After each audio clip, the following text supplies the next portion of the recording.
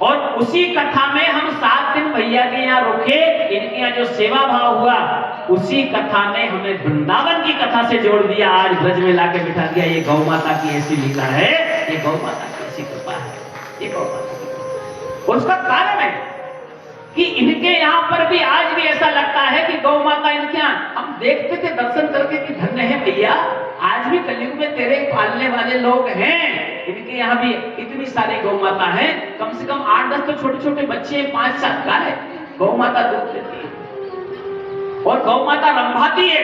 जब विचरण करके जंगल से आती है, इनके यहाँ बहुत सारी गाय हैं, छोटे छोटे छोने हैं, बछड़े हैं। ऐसा लगता था जब शाम को गौ माता आए, वंदन करते थे कि हे गौ माता, तू हर घर में ऐसी आती थी, कहां चली गई? आज भी तेरे चाहने वाले कुछ तो है, वो गौ माता की कृपा है। उन गौ माता के दर्शन करके गौ माता से निवेदन किया और इनके भाव जगे, इन्होंने वृंदावन ले आए। वो गौ माता की कृपा से, ये कृपा है गौ माता। रखो, भगवान ने दिया है ना सब कुछ। हाँ, जो बाहर शहरों में है, नौकरी में है, वो तो कर नहीं सकते, लेकिन गांव में जिनके पास भगवान ने जमीन है, प्रॉपर्टी है, जायदाद है, अरे ट्रैक्टर को खड़ा करते हो, गाड़ी को खड़ा करते हो, कुत्ते को रखते हो, गौ माता से क्यों गए? लेकिन धन्य है परिवार, बार बार कहेंगे कि इनकी गौ माता की सच्ची सेवा होती है, सच्ची सेवा। बोलो गौ माता की। तो उस गौ माता की कृपा से हम यहाँ तक आए। एक कथा में हम चल रहे थे, देखो यशोदा मैया बावली नहीं थी, उसने गौ माता की पूछ का झाड़ा किया, क्योंकि जिस जगह गौ माता का गोबर गिरता है, जिस जगह गौ माता का गौमूत्र गिरता है, वो जगह स्वतः ही कोई भी कितनी बड़ा दोष हो अपने आप दूर हो जाता है। पहले के समय में अमावस्या पूर्णिमा आती थी तो गौ माता के गोबर से घर को लीपा जाता था।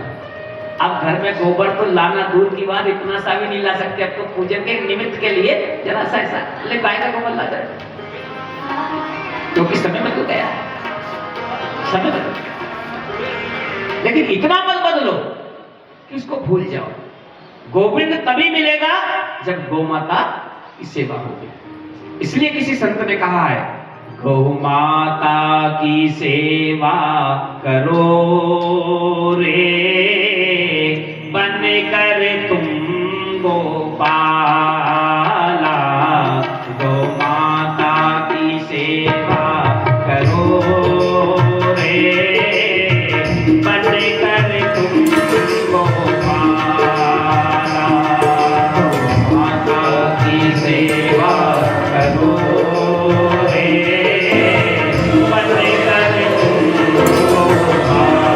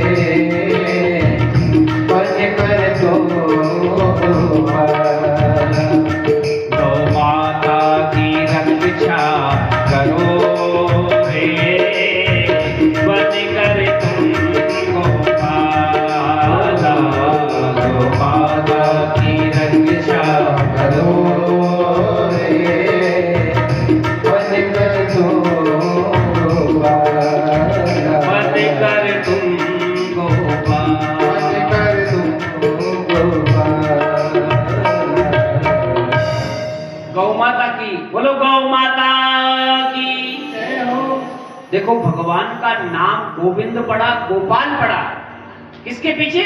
गौ माता के पीछे, क्योंकि भगवान ने सेवा की, स्वयं ने भगवान ने कन्हैया ने सेवा की। तो गौ माता की कृपा से यहाँ वृंद में आए हैं।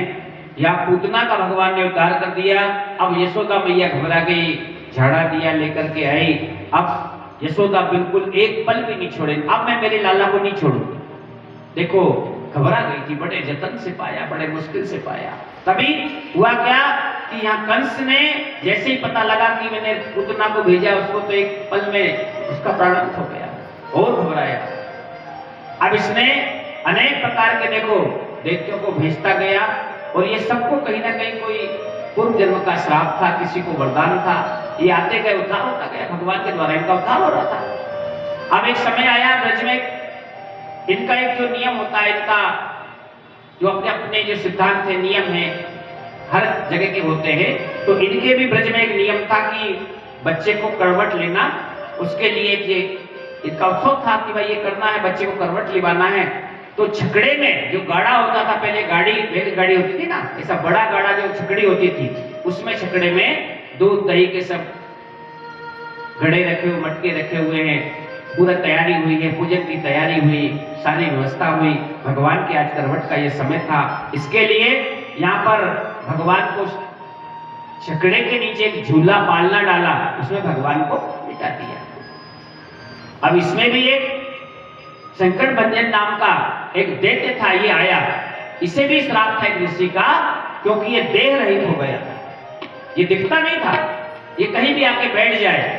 ये हुआ क्या, पूजन की तैयारी थी, चारों तरफ सब आए हुए थे, यशोदा भी काम में लगी, बोले देखना इसका ध्यान रखना। सब देख रहे थे, गोपाल छोटे छोटे जो बच्चे थे वो छकड़े के पास सब घूम रहे थे, देख रहे थे, लोग खड़े हुए थे, सारी व्यवस्था थी, पूजन की व्यवस्था थी, उसमें दूध दही के घड़े रखे हुए थे।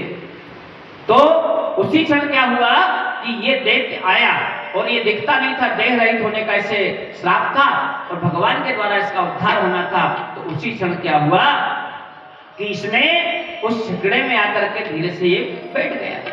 अब इसने देखा कि ये समय है भगवान के श्री चरणों का, आज इसके द्वारा इसका उद्धार होना था श्री चरणों से भगवान के। तो जैसे ही आया और आकर के उसमें बैठा, भगवान ने देखा, और भगवान ने अपने, देखो छोटे से नन्हे से भगवान बाल रूप में थे, लेकिन भगवान ने अपने पांव का एक जरा सा जो टिंकोर मारी, तो छकड़ा पलट गया, और जैसे ही छकड़ा पलटा, इसका तो भगवान ने उद्धार कर दिया। इधर यशोदा नंद सब घबरा गए, दौड़ कर आए, अरे ये क्या हुआ, क्या हुआ, क्या हुआ, सब घबराए। बोले बंदे को सबको बोला था, तुम ध्यान नहीं देते हो, कन्हैया को, लाला को मैंने देखा नहीं, उठाया, भगवान किलोल कर रहे हैं, बढ़िया मस्त है, उठाया यशोदा ने, घबरा गई। तभी उन छोटे नन्हे गोपों से पूछा, जो बालक थे, उनने कहा, बोले ये किसने गिरा, किसने गिरा दिया, किसने धक्का दिया? बोले मैया मैया सुन, ये तेरा लाला है ना, ये लाला ने पाँव मारा इसमें। बोले तुम कैसी बात करते, बताओ, आप छोटा सा बच्चा अगर पाँव मारे कोई माने क्या बात? सब बोले तुम कैसी बात करते हो? बोले तेरा लाला है ना, ये लाला नहीं तो पाँव मारा, इसके झगड़ा गिरा है। भगवान ने इसका उद्धार कर दिया है। और इसी प्रकार से एक नहीं, निरंतर कंस ने दैत्यों को भेजता गया। इसी प्रकार से रावत नाम का एक दैत्य आया, और ये भी ऋषि के श्राप से ये जो था, इसने आकर के ये बवंडर का रूप बना करके आया। अब भगवान थोड़े से, और देखिए इनका ये सब लीलाएं भगवान की चल रही है। यशोदा को बार बार घबराती है, इसको डर है, नंद बाबा को भी डर है कि कंस के द्वारा ना जाने क्या क्या ये उत्पात किए जा रहे हैं।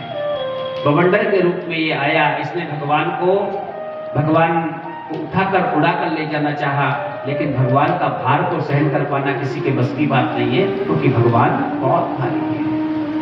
भले बाल रूप है, लीलाएं है भगवान की, जो जगत का पालन करता है, भगवान ने इसका भी प्रारंभ किया है। और अब समय आया, भगवान ने बाल बना है भगवान का, अभी थोड़ी सी उम्र है भगवान की, छोटी उम्र है। नामकरण हर जगह होता कि नहीं होता? आज हमारे यहाँ भी बच्चा होता है तो हम एक समय के बाद नामकरण कराते हैं, पंडित जी को बुलाते हैं। ऐसे भी इनके भी जो गर्गाचार्य जो पुरोहित थे, उनको बुलाया गया। गर्गाचार्य जी को बुला करके नंद, यशोदा इत्यादि सबको बुला करके रोहिणी के दोनों के बालकों के लिए कि इनके नामकरण संस्कार हो जाए, इनका नाम क्या रखा जाए, तो इन्हें बुलाया गया विशेष प्रकार से। उसकी भी एक पूजन रखी गई, और वो कहाँ की गई? गौशाला। यशोदा ने जो भी कराया कहाँ कराया? गर्गाचार्य जी ने भी कहाँ कराया? गौशाला। क्यों कराया? क्योंकि गौशाला से शुद्ध जगह, गौशाला से पवित्र जगह कहीं नहीं होती।